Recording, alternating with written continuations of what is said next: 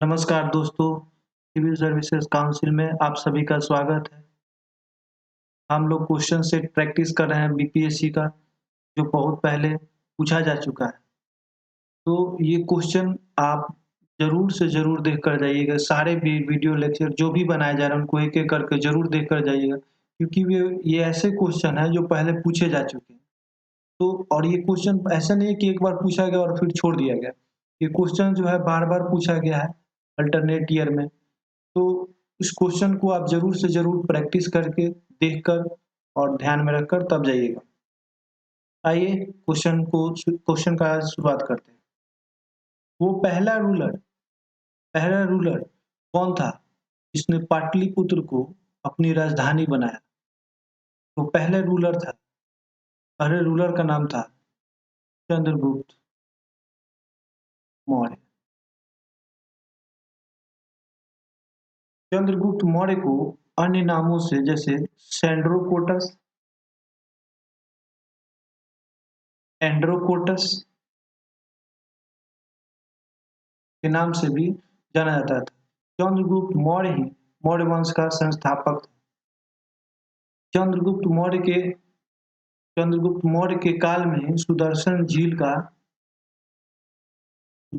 Lake जो है का निर्माण सबसे पहले चंद्रगुप्त मौर्य के ही काल में हुआ था।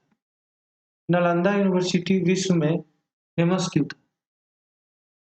नालंदा यूनिवर्सिटी विश्व में बौद्धिक शिक्षा को लेकर, जो वहाँ से बौद्ध धर्म, नालंदा यूनिवर्सिटी में सबसे ज़्यादा बौद्ध धर्म से रिलेटेड जो शिक्षाएँ हैं वो दी जाती थी। तो नालंदा यूनिवर्सिटी जो है बुद्धिस्ट रिलीजियस फिलॉसफी के लिए जाना जाता है। वहाँ पे बौद्ध धर्म से जो रिलेटेड शिक्षा दीक्षा थी वहीं पे दी जाती थी और उसका प्रचार प्रसार पूरे विश्व में वहाँ से हुआ। इसलिए इसलिए नालंदा यूनिवर्सिटी जो है पूरे विश्व में फेमस था। ऋग्वेद का कौन सा मंडल सोमदेव को समर्पित है? ऋग्वेद का 9वां जो मंडल है, 9th मंडल, वो सोमदेव को कंप्लीटली समर्पित है। 9वां मंडल जो 10 राजन का जो युद्ध था, 10 किंग्स, बैटल ऑफ 10 किंग्स, वो किस नदी पे लड़ा गया था? तो 10 राजन का जो युद्ध था वो रावी नदी के किनारे लड़ा गया था। रावी नदी का अन्य नाम परुशनी नदी भी, परुशनी। तो ऐसा रावी न देकर परुशनी दे दे तो परेशानी में नहीं होना है कि हाँ ये क्या आ गया। रावी नदी का अन्य नाम परुशनी भी है, ठीक है। रावी है, जैसे झेलम का भी एक अन्य नाम, झेलम को वितास्ता कहते हैं, ठीक है? और सतलज है, सतलज का नाम है सतुद्री। वैसे ही चेनाब है, चेनाब का नाम है सीकरी, और ब्यास है, ब्यास का नाम है विपास। तो ये जो नदियां हैं इनको आप जरूर याद रखेंगे, जरूर याद रखेंगे। इसी में से 2-3 नाम उठाकर दे दिया जाएगा। जैसे अगर क्वेश्चन किसी को बदल के देना हो कि दशराजन का जो युद्ध है वो किस नदी पर लड़ा गया, परुशनी दे दे, सतुद्री दे दे, सिकनी दे दे, अरबी पासा दे दे। तो ये ध्यान में रखना चाहिए कि हाँ रवि का ही नाम जो है, रावी नदी का ही नाम परुशनी, तभी आप क्वेश्चन को सॉल्व कर पाएंगे। Territory that was not a part of Ashoka empire, वह क्षेत्र जो अशोक के साम्राज्य के अधीन नहीं था। तो यहाँ पे बेसिकली भारत के दक्षिणी छोर पे एक देश है श्रीलंका। श्रीलंका जो है वो अशोक के साम्राज्य के अधीन नहीं था। अशोक का जो रूल था वो यहाँ तक नहीं फैला था। तो क्वेश्चन में जो पूछा गया था उसके अनुसार आंसर क्या होगा? श्रीलंका होगा। वैसा क्षेत्र जो अशोक के साम्राज्य के अधीन नहीं आया, तो वो था श्रीलंका। गुप्त काल में भूमि कर का दर क्या था? तो भूमि का कर का दर था 1/6, यानी उपज का 6वां भाग जो है वो देना पड़ता था। 6ठे भाग का 1/6, 6 में से 1 भाग जो है गुप्त काल को, गुप्त साम्राज्य को देना होता है। ठीक है। इसके गुप्त साम्राज्य के संबंध में एक बात ध्यान में रखिएगा कि गुप्त काल के जो संस्थापक थे गुप्त साम्राज्य के, वो श्रीगुप्त थे। गुप्त काल में ही कालिदास इनके दरबार, इनके समय से संबंधित थे। कालिदास को ही भारत का शेक्सपियर कहा जाता है। भारत का शेक्सपियर कहा जाता है। ये ध्यान में रखिएगा कि भारत का शेक्सपियर कालिदास को कहा जाता है। अगले question, sultan who made Alai gate, Alai Darwaza किसने बनाया था? अलाई दरवाजा जो अलाउद्दीन खिलजी ने बनाया था। अलाउद्दीन खिलजी ने अलाई दरवाजा का निर्माण किया था। तबकात ए नासिरी जो किताब है उसके लेखक कौन है? तो तबकात ए नासिरी के लेखक मिन्हास उस सिराज, मिन्हास उस सिराज। हुमायूं नामा किसके द्वारा लिखा गया था? हुमायूं नामा गुलबदन, गुलबदन बेगम के द्वारा हुमायूं नामा लिखा गया था। ये गुलबदन जो है वो सिस्टर है किसकी? हुमायूं की। और इन्होंने ही हुमायूं नामा लिखा था। किसने लिखा था? गुलबदन बेगम। किसने लाल किला का दिल्ली में निर्माण कराया? तो उनका नाम था शाहजहां। ध्यान में रखिएगा, शाहजहां ने ही लाल किले का निर्माण कराया था। ट्रीटी ऑफ श्रीरंगपट्टनम, श्रीरंगपट्टनम का जो संधि है वो कब हुआ था? तो श्रीरंगपट्टनम का संधि आप ध्यान में रखिएगा, फिर उससे संबंधित कौन थे? श्रीरंगपट्टनम से संधि हुआ था, उससे संबंधित कौन थे? तो यहाँ पे आप 2-3 चीज याद रखिएगा।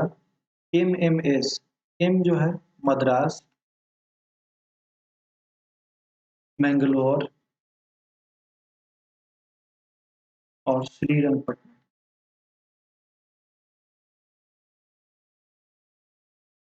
मद्रास जो है 1767 69 और मैंगलोर जो है 1780 से 1784। श्रीरंगपट्टनम जो है 1790 से 1792। तो मद्रास से जो है उस समय जो थे वेरेलॉस्ट से संबंधित है, वेरेलॉस्ट। इसमें वैरेन हेस्टिंग्स और श्रीरंगपट्टनम जो संधि हुआ था उस समय से संबंधित व्यक्ति कौन है? Cornwallis, Cornwallis. यहाँ पे जो आंसर होगा कि श्रीरंगपट्टनम जो संधि हुआ उससे संबंधित कौन है? तो कॉर्नवालिस है। वैसे क्वेश्चन को बदल के भी पूछा जा सकता है। ये क्वेश्चन पूछा जा चुका है तो इसका आने का संभावना है, लेकिन ऐसा नहीं है कि इसके अलावा भी नहीं पूछा जा सकता। ये भी पूछा जा सकता है ना कि मैंगलोर के समय से संबंधित कौन थे, तो उसमें वेरेन हेस्टिंग्स होगा। अगर पूछ ले कि मद्रास से संबंधित व्यक्ति कौन था, तो वेरेलॉस्ट थे। इंडियन नेशनल कांग्रेस का पहला अधिवेशन कहाँ हुआ था? पहला कॉन्फ्रेंस जो है वो कहाँ हुआ था? कब हुआ था? तो 1885 में हुआ था। और ये 1885 में मुंबई में हुआ था, मुंबई।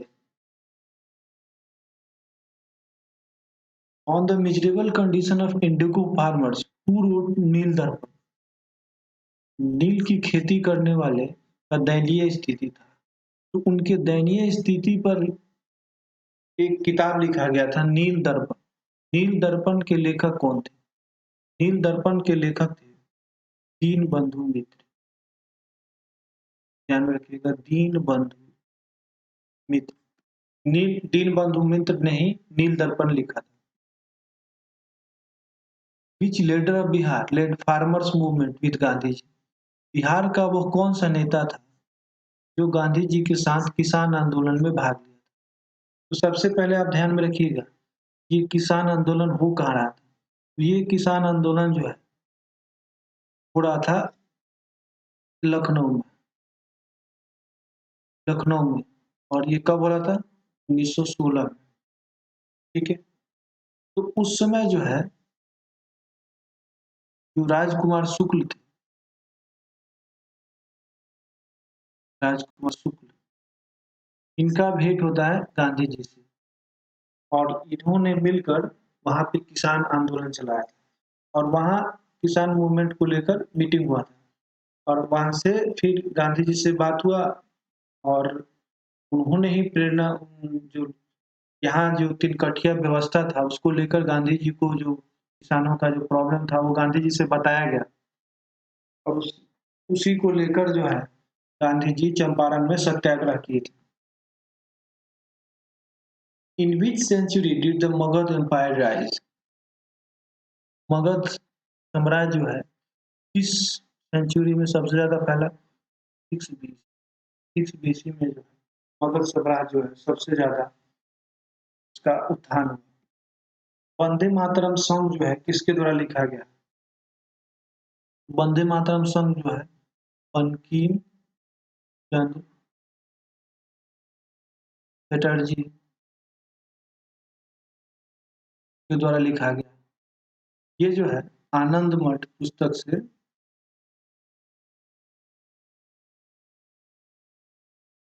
दिया गया है। आनंद मठ जो नॉवेल है उसी से वंदे मातरम सॉन्ग जो है लिया गया है और इसके लेखक कौन है? बंकिम चंद्र चटर्जी। कभी कभी बंकिम चंद्र चटर्जी न देकर बंकिम चंद्र चट्टोपाध्याय उपाध्याय देता है। ये बंकिम चंद्र चटर्जी या बंकिम चंद्र चट्टोपाध्याय दे दे, जिससे परेशानी में नहीं आना। अगले क्वेश्चन की तरफ। पूर्ण स्वराज का जो डिमांड है वो कब पास किया गया? तो पूर्ण स्वराज का जो डिमांड है 1929 में लाहौर में पास किया गया था।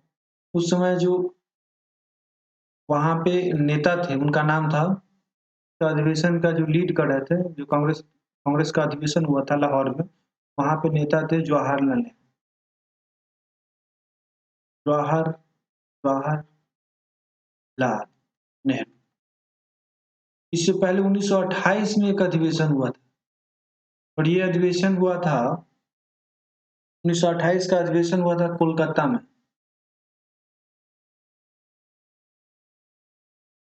इसके इस समय जो इसका जो अधिवेशन की अध्यक्षता किए थे वो किए थे मोतीलाल नेहरू। ठीक है, इसको ध्यान में रखिएगा कि मोतीलाल नेहरू 1928 में कलकत्ता में अधिवेशन किए, फिर उनके बाद के लड़के जवाहरलाल नेहरू लाहौर में अधिवेशन किए। तो जो जवाहरलाल नेहरू जो है, जवाहरलाल नेहरू जो है 3 अधिवेशन में रहे, कांग्रेस के 3 अधिवेशन की अध्यक्षता की। वो अधिवेशन कौन कौन सा था? एक था 1929 का, दूसरा जो था 1936 का और तीसरा था 1937 का। 1937 का अधिवेशन फैजपुर में हुआ था। 1936 का अधिवेशन लखनऊ में हुआ था और 1929 का लाहौर में। ठीक है, जवाहरलाल नेहरू। द स्वराज एक स्लोगन आया, द स्वराज शुड, एक बार शुड होगा, the Swaraj should be for common people not for classes. किसका कहना था? स्वराज जो है आम लोगों के लिए होना चाहिए, न कि क्लास लोगों के लिए, यानी हाई क्लास लोगों के लिए। तो ये कहना था मोतीलाल नेहरू का, मोतीलाल नेहरू। ये क्वेश्चन पूछा गया है, सारे क्वेश्चन पूछे गए हैं, तो एक-एक क्वेश्चन को आप ध्यान से सुनते जाइएगा। आजाद हिंद फौज का जो स्थापना हुआ था वो कब हुआ था? तो आजाद हिंद फौज का जो स्थापना हुआ था वो 21 अक्टूबर 1943 को हुआ। ठीक है, आजाद हिंद फौज। आजाद हिंद फौज को भी आईएनए भी कहते हैं, इंडियन नेशनल आर्मी भी कहते हैं।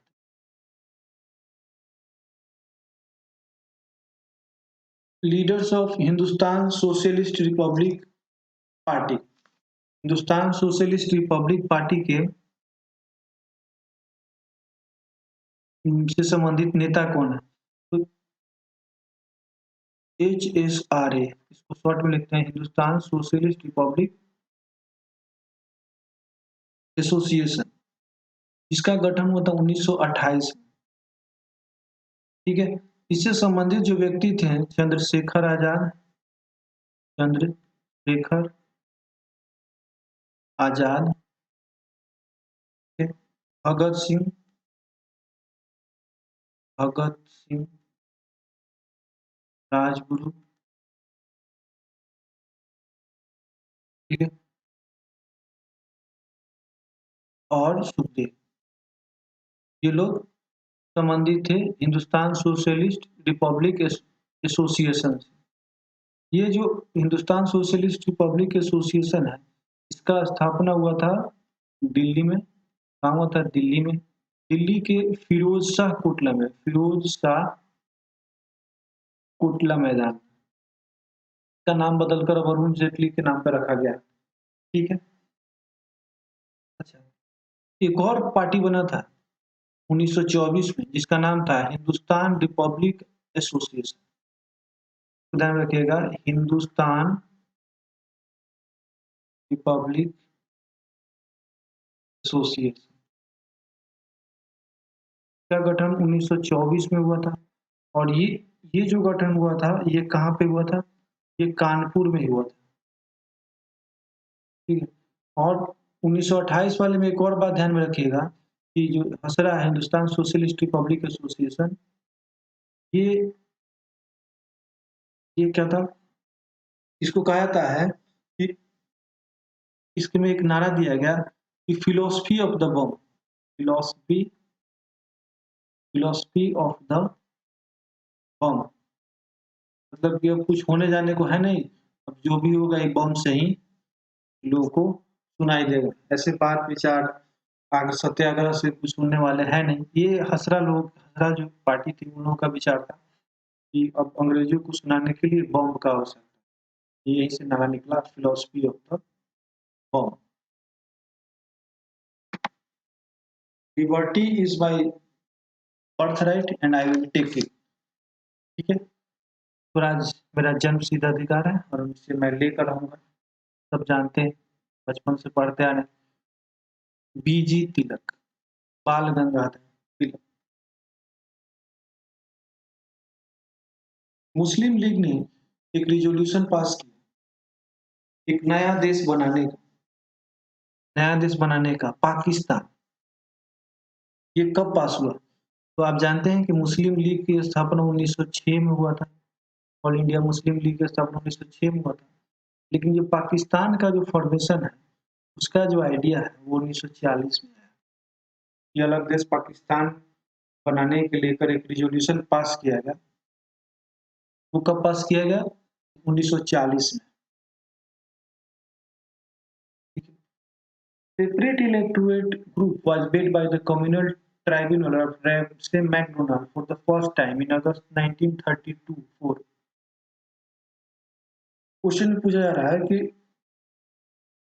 एक सेपरेट इलेक्टोरेट यानी वोट देने वालों ग्रुप का एक समूह बनाना था रैमसे मैकडोनाल्ड के द्वारा 1932 में। इसे ही अगस्त 1932 में पास किया जाना था। ठीक है, तो इसको कम्युनल अवार्ड भी कहता है। क्या कहता है? Communal award. ठीक है, कि धर्म संप्रदाय के आधार पर लोगों को बांटकर और उनको अधिकार दिया जा रहा था कि आप जो है अलग एक आपका एक अलग आपके लिए एक अलग संविधान होगा, वोट देने के लिए आप लोगों के लिए अलग ये होगा, वोट देने के लिए एक अलग सिस्टम होगा। ठीक है, जाति धर्म के नाम पे। ठीक है? इसी को कम्युनल अवार्ड कहा जाता है। ये 1932 में रैमसे मैकडोनाल्ड के द्वारा दिया गया, ठीक है? ठीक है? तो ये किसको दिया जाना था?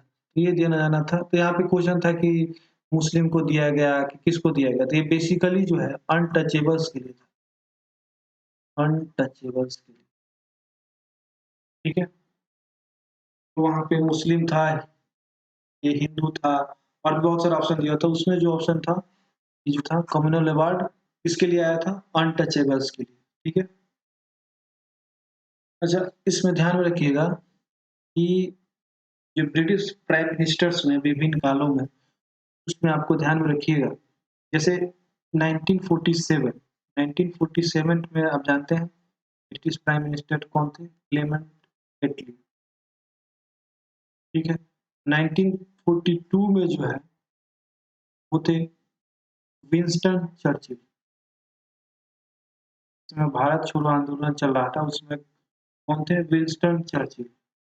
एक और ध्यान में रखिएगा, 1932 में जो है मैकडोनल्ड थे, यही मैकडोनल्ड, रैमसे मैकडोनल्ड। इन्होंने कम्युनल अवार्ड का घोषणा किया था और एक 1857 जो क्रांति हुआ था, उस समय जो थे उनका नाम था फॉर्मस्टर,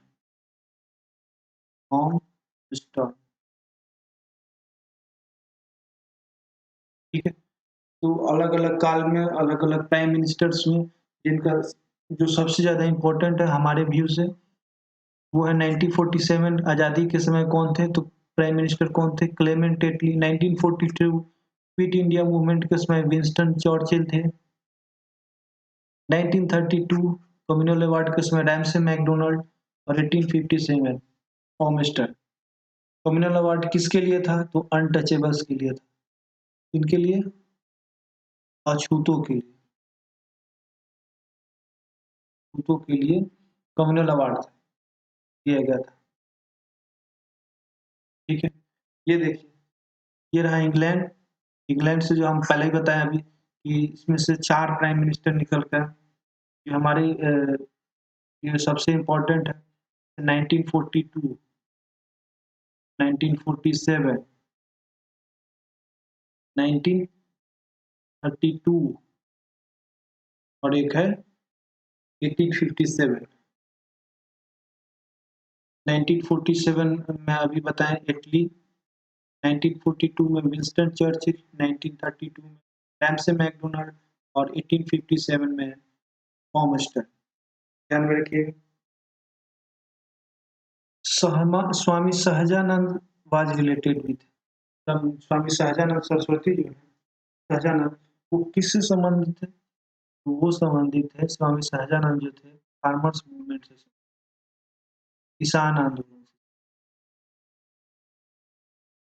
स्वामी सहजानंद जो है किसान आंदोलन से संबंधित।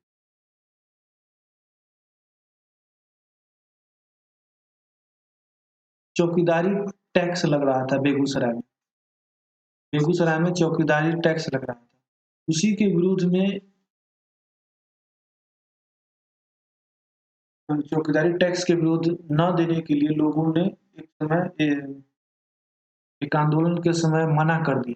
तो वो कौन सा आंदोलन था जिस समय बेगूसराय के लोगों ने चौकीदारी टैक्स देने से मना कर दिया? तो ये हुआ था सिविल डिसोबीडियंस मूवमेंट।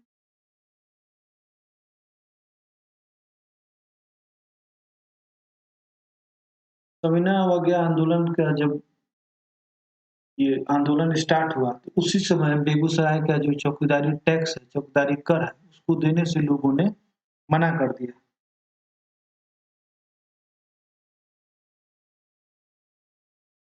एक स्टेटमेंट है, it will be blunder if we leave people of Bihar and the government unsafe before the violence and uncivilized attacks of league leaders. यहाँ पे लीग लीडर्स का मतलब Muslim league leader, Muslim league leaders.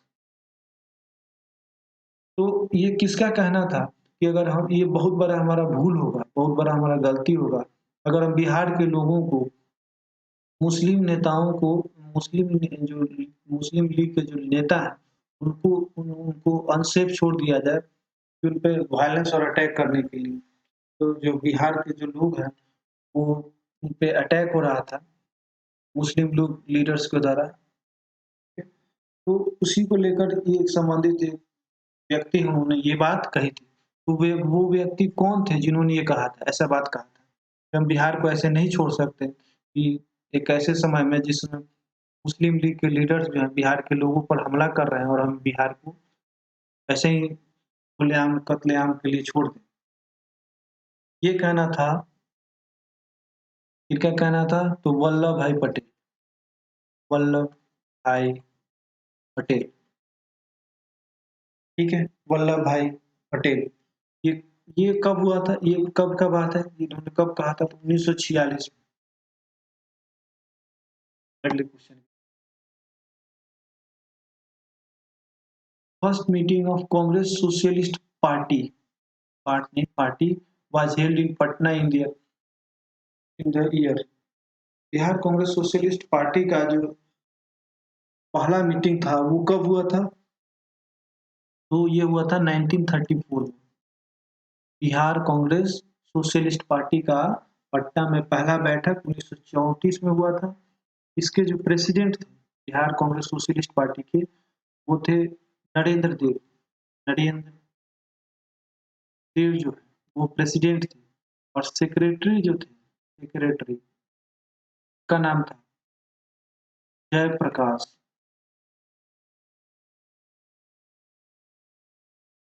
Narayan.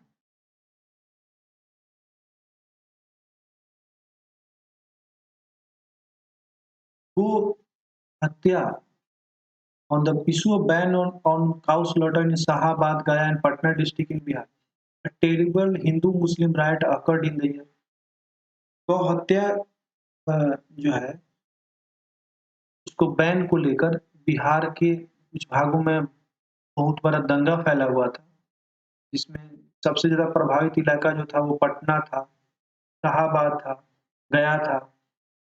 ये हिंदू मुस्लिम दंगा था गांव गौ गौ हत्या की बंदी को लेकर। ये कब हुआ था?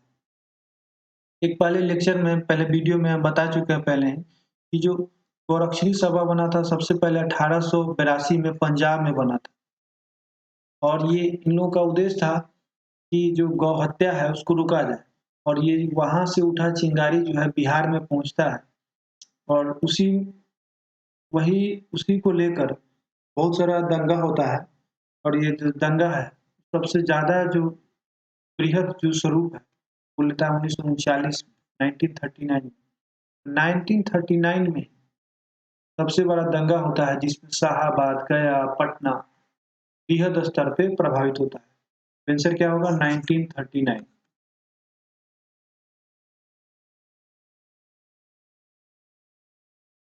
The person who led the agitation in Bihar for the separate state, whereby in the year 1911 new provinces of Bihar and Odisha were formed। तो एक ऐसा व्यक्ति जिन्होंने आंदोलन चलाया था बिहार को अलग करने के लिए, ठीक है? तो उसी उसी आंदोलन को ध्यान में रखते हुए बिहार को बंगाल से अलग भी किया गया और बिहार और उड़ीसा को बंगाल से अलग किया गया। ये भी पहले बताया जा चुका है कि 1 अप्रैल 1912 को बिहार और उड़ीसा को बंगाल से अलग कर दिया जाता है, जबकि 1 अप्रैल 1936 को ध्यान में रखिएगा,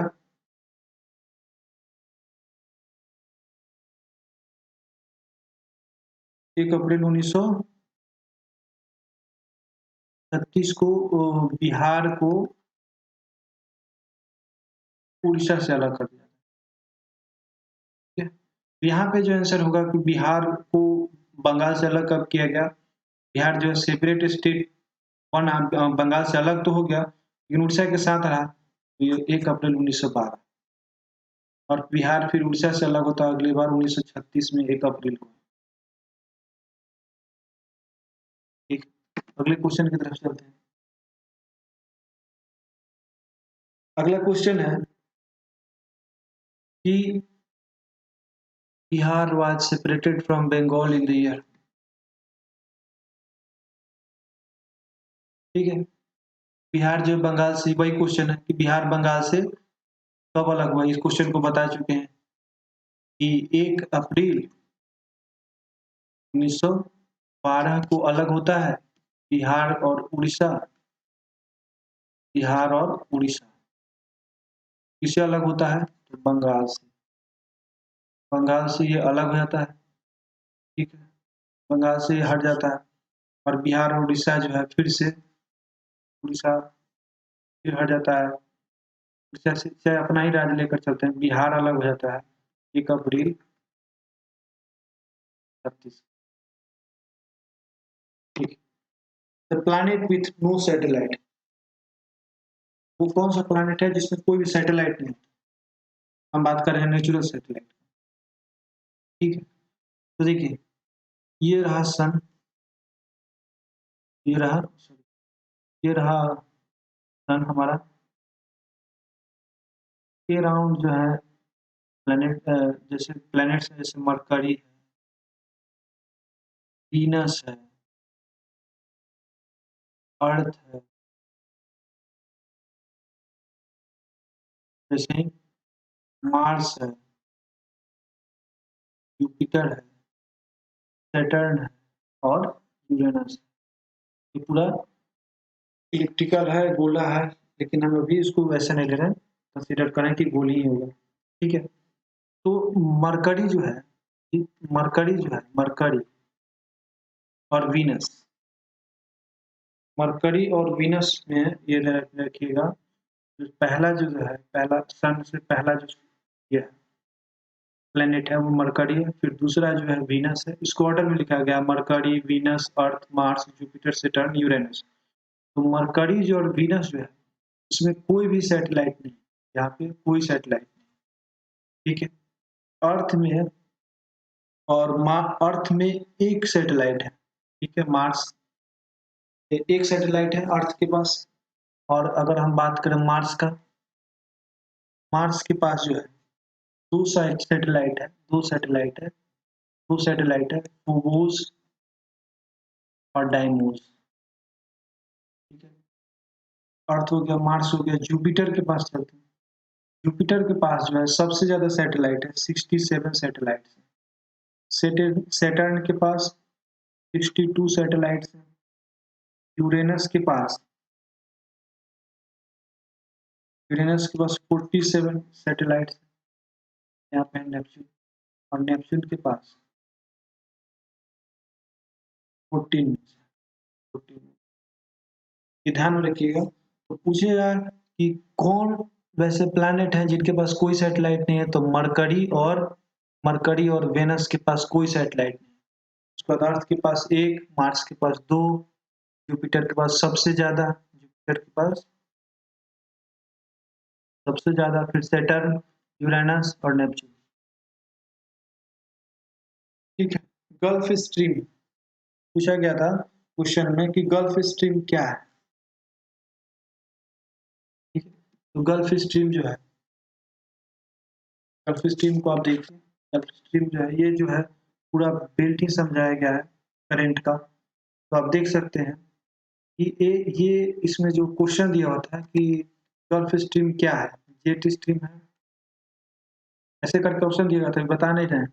जेट स्ट्रीम है, अर्थ सरफेसियल विंड है, अर्थ के सरफेस से उठा हुआ एक विंड है, वो ये है, या एक रिवर है, यूपीएससी से पूछा था, ऑप्शन दिया था, या करंट, यानी करंट। तो इसका आंसर होगा कि गल्फ स्ट्रीम जो है एक ओशियनिक करंट है। गल्फ स्ट्रीम देख सकते हैं यहाँ पे, गल्फ स्ट्रीम ये वाला रेड लाइन जो है यही उठता है, ठीक है, मेक्सिको की खाड़ी से उठता है और अटलांटिक को पार करता है, अटलांटिक को पार कर दो भाग में बढ़ जाता है, ईस्टर्न कोस्ट ऑफ यूएसए से होते हुए चल जाता है। वैसे ही देख सकते हैं जो जितने भी रेड जो लाइन है वो बता रहा है कि वार्म करंट को बता रहा है, और जो ब्लू लाइन है वो कोल्ड करंट को बता रहा है। जैसे देखिए यहाँ पे, ये रहा साउथ अमेरिका, साउथ अमेरिका, तो इसकी ईस्टर्न साइड में फल्का लैंड है, ठीक है, फल्का लैंड है, ठीक है। यहाँ पे करंट उठा है, जैसे यहाँ पे देख सकते हैं कि ये साउथ साउथ अफ्रीका का जो देश है, उसके वेस्टर्न ईस्टर्न साइड से करंट उठा, अबुलाहा जो है, वार्म करंट है। तो सबसे पहले तो ये ध्यान में रहना चाहिए कि वार्म करंट और कोल्ड करंट कौन-कौन सा है। वार्म और कोल्ड भी पूछता है, ये सब ध्यान में रहना चाहिए। इक्वेटोरियल करंट वार्म करंट है, नॉर्थ नॉर्थ पैसिफिक कुरोशियो जो है करंट है, वो भी वार्म करंट है। ब्राज़ीलियन करंट जो है वार्म करंट है, पेरुवियन करंट जो है वो कोल्ड करंट है, ठीक है। लेब्राडोर जो करंट है वो भी ये वाला पोर्शन लेब्राडोर जो करंट है वो भी कोल्ड करंट है, ठीक है। अगले क्वेश्चन पिग्मीज़ जो है वो कहाँ के इन्हेबिटेंट है? पिग्मीज़ जो है अफ्रीका के इन्हेबिटेंट है, Africa.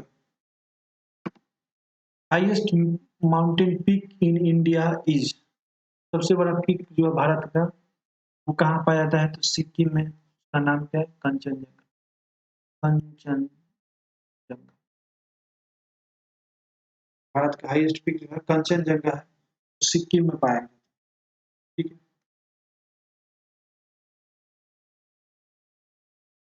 Shivalik ranges were formed in Shivalik ranges किस काल में बने थे? ध्यान में रखिएगा प्लायोसीनिक एज में बने थे, प्लायोसीनिक एज में बने थे। शिवालिक पर्वत जो है, शिवालिक रेंज जो है वो प्लायोसीनिक एज में बने थे।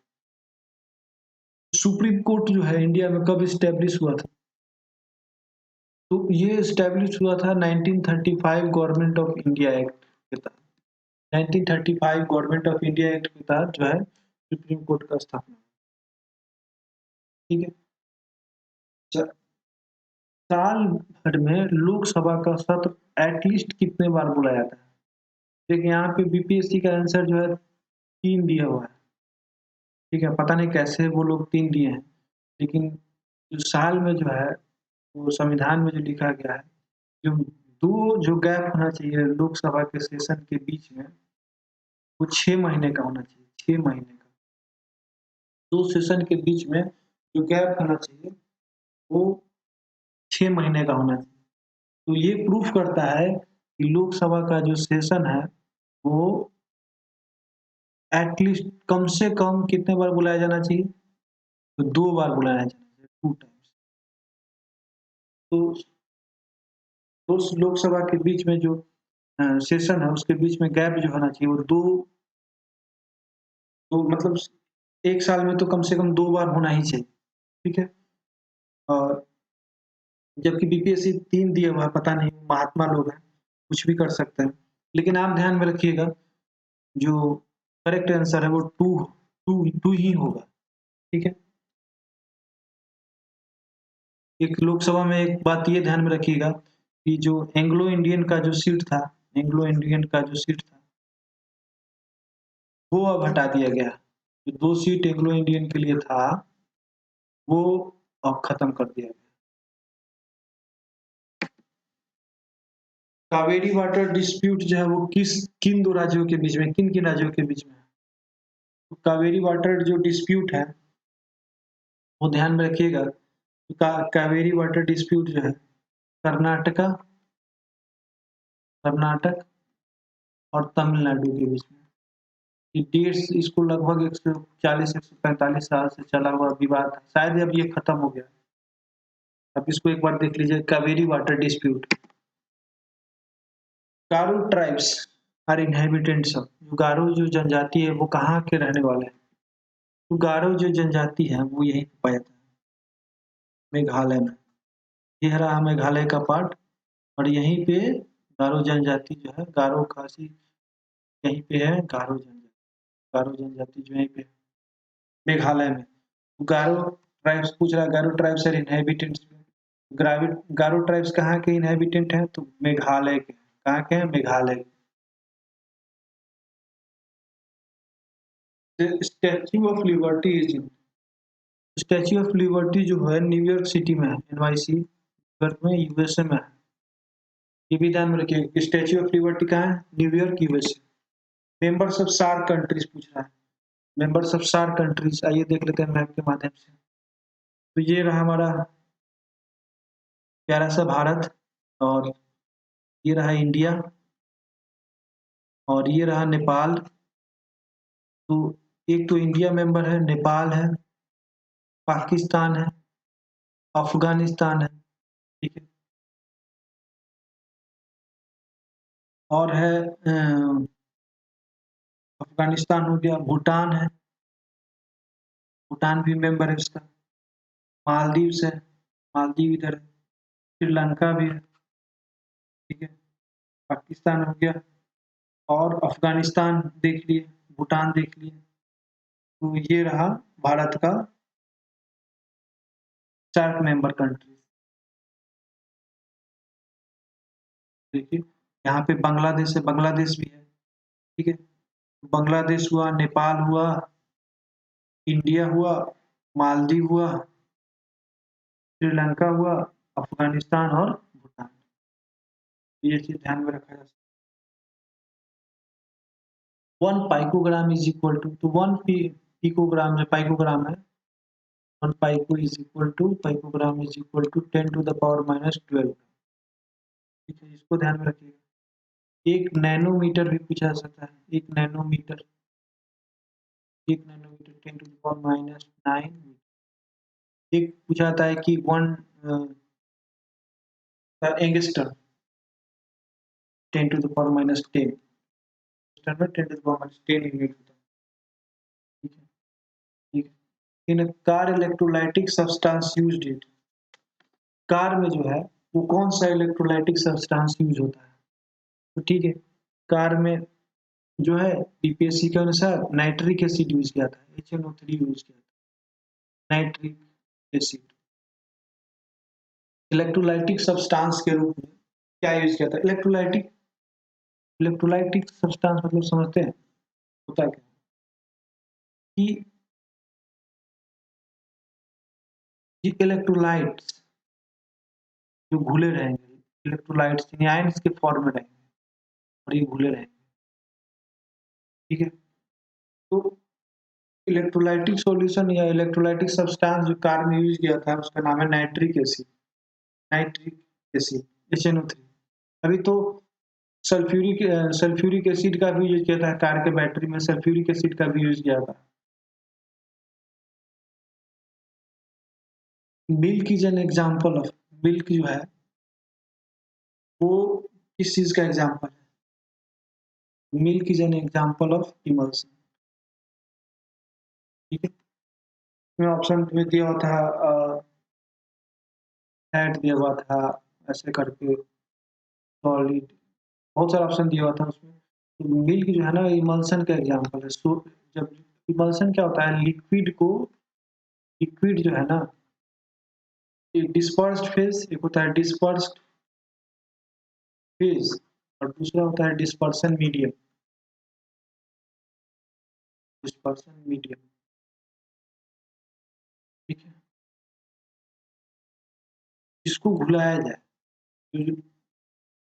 ठीक है, डिस्पर्स फेज और डिस्पर्सन मीडियम। तो जिसको घुलाया जाए, जो कम क्वांटिटी में उसको उसको बोलेंगे डिस्पर्स फेज, और जो ज्यादा क्वांटिटी में उसको डिस्पर्सन मीडियम, मीडियम का काम करेगा। तो लिक्विड जो है लिक्विड में घुलाया जा रहा है तो वो एग्जाम्पल है इमल्सन का। जब लिक्विड लिक्विड में ही घुला हो तो वो एग्जाम्पल है इमल्सन का। तो मिल्क जो है ना वो किसका एग्जाम्पल है? इमल्सन का एग्जाम्पल, ध्यान में रखिए। स्टील को हार्ड बनाने के लिए कौन से एलिमेंट को ऐड किया जाता है? तो स्टील को हार्ड बनाने के लिए कार्बन को ऐड किया जाता है। कार्बन को C से रिप्रेजेंट करते हैं, इसका एटॉमिक नंबर 6 और मास नंबर 12 होता है। कार्बन का कुछ आइसोटॉप भी होता है, C13, C14, ठीक है। यहाँ पे कार्बन का देखिए आइसोटोप, आइसोटोप में क्या होता है कि देखिए एटॉमिक नंबर ये रहा, एटॉमिक नंबर 6, यहाँ पे भी 6, यहाँ पे भी 6, एटॉमिक नंबर सेम है, मास नंबर जो है यहाँ पे देखिए बदल रहा है, 13 है, 14 है, 12 है। तो मास नंबर अलग अलग होगा और एटॉमिक नंबर सेम होगा तो उसको बोलेंगे आइसोटोप। तो यहाँ पे जो क्वेश्चन पूछा गया था कि स्टील को हार्ड बनाने के लिए किस एलिमेंट का यूज करते हैं, तो हम यूज करते हैं carbon. Carbon. Barometer is not given in domestic LPG cylinders. Barometer जो है, तो प्रेशर मेजरिंग डिवाइस है बैरोमीटर, जानते भी हैं।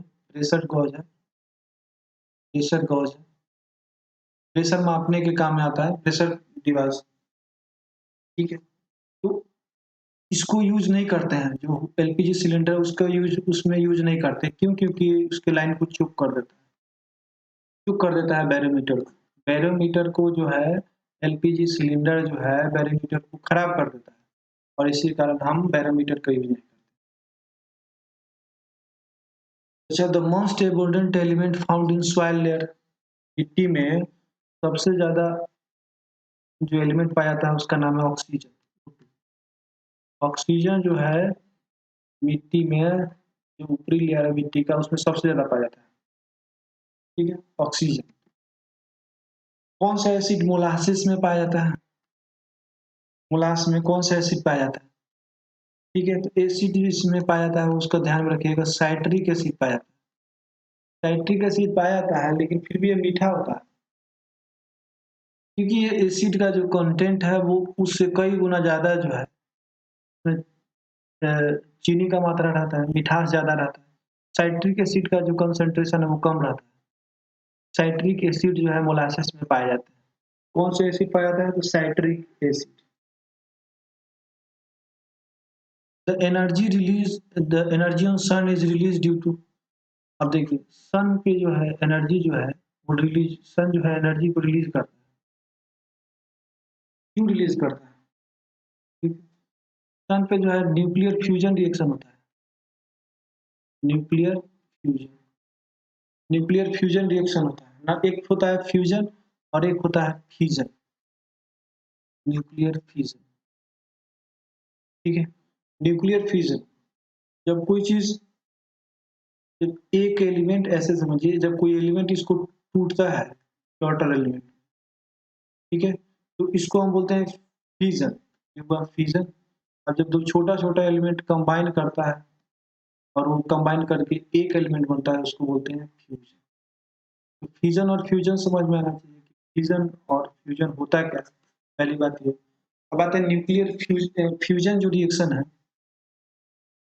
न्यूक्लियर फ्यूजन जो रिएक्शन है, इसमें क्या होता है, एक हाइड्रोजन का एटम है, एक हाइड्रोजन का एटम है, वो कंबाइन करके हीलियम बना देता है। और ऐसा करने पर जब होता है अल्फा पार्टिकल के प्रेजेंस में शायद, तो इसमें बहुत ज़्यादा एनर्जी जो है, बहुत ज़्यादा मात्रा में एनर्जी निकलता है, इसको बोलते हैं फ्यूजन रिएक्शन। तो लाइटर कंपोनेंट मिलकर एक हैवियर एलिमेंट बना है, उसके दौरान जो एलिमेंट एनर्जी निकलता है उसको फ्यूजन कहते हैं। दूसरा है फ्यूजन। सीवी रमन को जो है नोबेल प्राइज मिला है। सीवी रमन को जो है नोबेल प्राइज मिला है, वो किस साल मिला? 1930 में। 1930 में सीवी रमन को जो है नोबेल प्राइज मिला फिजिक्स के क्षेत्र में। फिजिक्स के क्षेत्र, सीवी रमन। रमन इफेक्ट, आप पढ़ते भी होंगे, रमन इफेक्ट। रमन इफेक्ट पढ़ना है फिजिक्स में। तो ये जो है ना नोबेल प्राइज इनको मिला है 1930 में। ये ध्यान में रखिएगा कि सीवी रमन को जो है नोबेल प्राइज कब मिला? 1930 में। Women's day is celebrated on. Women's day जो है कब सेलिब्रेट किया जाता है? याद रखिएगा, वीमेंस डे अगर पूछ लेना तो यहाँ पे दो तरीके से क्वेश्चन को पूछा जा सकता है, लेकिन देखिए कितने चालाकी से बीपीएससी क्वेश्चन पूछा। ना ही यहाँ पे इंटरनेशनल दिया और ना ही नेशनल दिया, इससे कंफ्यूजन पैदा हो जाता है कि भाई आंसर दे तो क्या दे। लेकिन ऐसा कुछ क्वेश्चन जब आए तो आप ये जरूर ध्यान में रखिएगा कि इस ऐसे केस में हम इंटरनेशनल को ही लेकर चलेंगे। इंटरनेशनल वीमेंस डे जो है 8 8 मार्च को, 8 मार्च को मनाया जाता है इंटरनेशनल वीमेंस डे। और 13 फरवरी को नेशनल वीमेंस डे मनाया जाता है। यहाँ जो है 8 मार्च, 8 मार्च को इंटरनेशनल वीमेंस डे मनाया जाता है।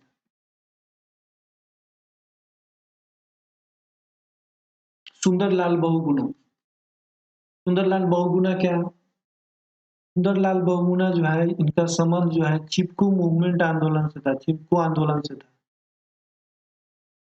जब लोग पेड़ का कटाई करने गया तो ये लोग पेड़ पकड़ लिए और बोले कि पेड़ को नहीं काटने देंगे, और ये इसी को पूरा लाइमलाइट में आया। पूरा विश्व में इस खबर को बहुत बड़े स्तर पे इसका दिखाया गया। पर्यावरण को लेकर इतना लोग सचेत थे। और सुंदरलाल बहुगुणा जी का हाल ही फिलहाल में ही निधन हो गया। Two prominent parties which largely contributed in Russian Revolution of 1970। ये भी क्वेश्चन पूछा गया है कि जो रूस में जो क्रांति हुआ था, रूसी क्रांति हुआ था 1917 में, उसमें दो पार्टी ने बहुत बड़ा योगदान दिया था। दो पार्टी ने बहुत बड़ा योगदान दिया था। वो पार्टी कौन सी थी? तो वो पार्टी थी बोल्शेविक, बोल्शेविक और मेंशेविक। मेंशेविक ध्यान में रखिएगा कि रशियन रिवॉल्यूशन 1917 में हुआ था। पहली बात तो ये ध्यान में आना चाहिए, 1917 में रशियन रिवॉल्यूशन हुआ था। रूसी क्रांति 1917 में हुआ था। जबकि आपको ध्यान में होगा कि जो फर्स्ट वर्ल्ड वार है, वो 1914 से लेकर 1918 के बीच में हुआ था। और इसी बीच में, फर्स्ट वर्ल्ड वार के बीच में ही ये रूसी क्रांति स्टार्ट हो गया।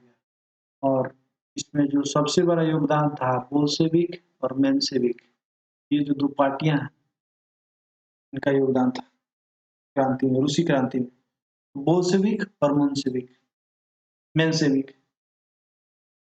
ये सारे क्वेश्चन बीपीएससी में बहुत पहले पूछे जा चुके हैं। इसको पॉज करके 2 बार जरूर से जरूर देख लें।